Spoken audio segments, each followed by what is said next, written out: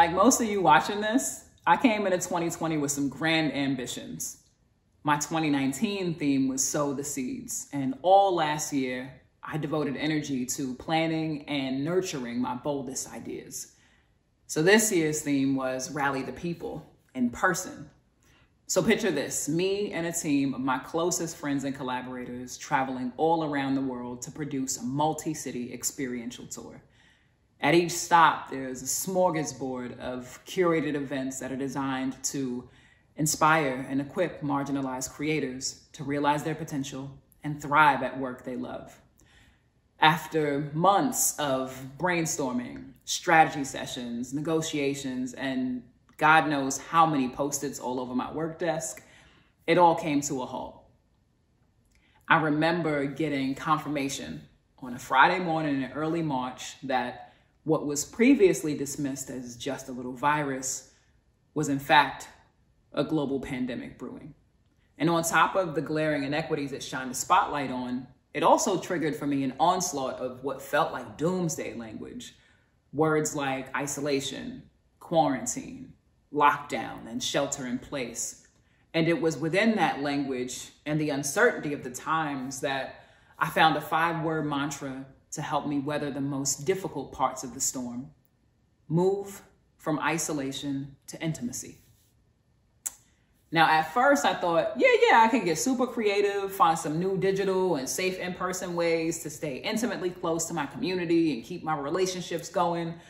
But when I interrogated the origin of the word intimacy, I knew there was much more work to do to uphold the mantra. So intimate comes from the Latin word intimus, meaning inmost, the very deepest within.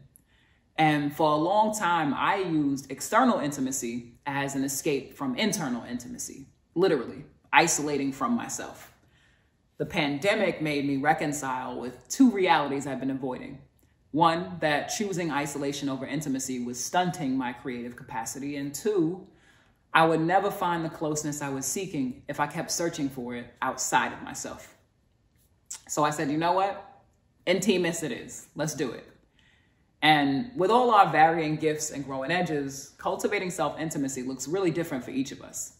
For me, it's been 9 months of being attentive and honest about my mental, spiritual, emotional, and physical needs. So sometimes it looks like audio journeying, somatic therapy, and childhood hobbies.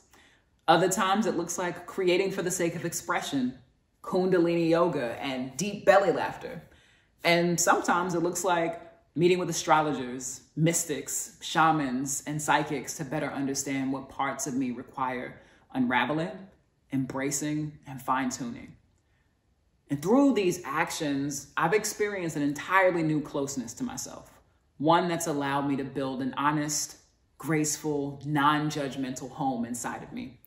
It's been a haven where I've cultivated even deeper intimacy with my craft, heightened my creativity, and fundamentally shifted how I define it. And the cherry on top is, externally, I've noticed that my relationships are much richer. My conversations have more depth. And I'm making what feels like my best work yet. Like right now, I'm dreaming up new multimedia experiences and products at my creative studio, gearing up for a research residency with one of my favorite companies, and writing a dissertation that will help reimagine the future of work and learning. And it's funny because even with all the conversations about interior work and self-care, I would have never imagined that devoting this much time to Holley would drastically change the ways in which I engage with and contribute to the world. And so given the volatility of the reality we're living in, as you consider how you'll lend your creative gifts and talents to leave your mark, I encourage you to first find one activity where you can create a practice of intimacy with yourself, because that's where the impact truly starts, within us. Thank you.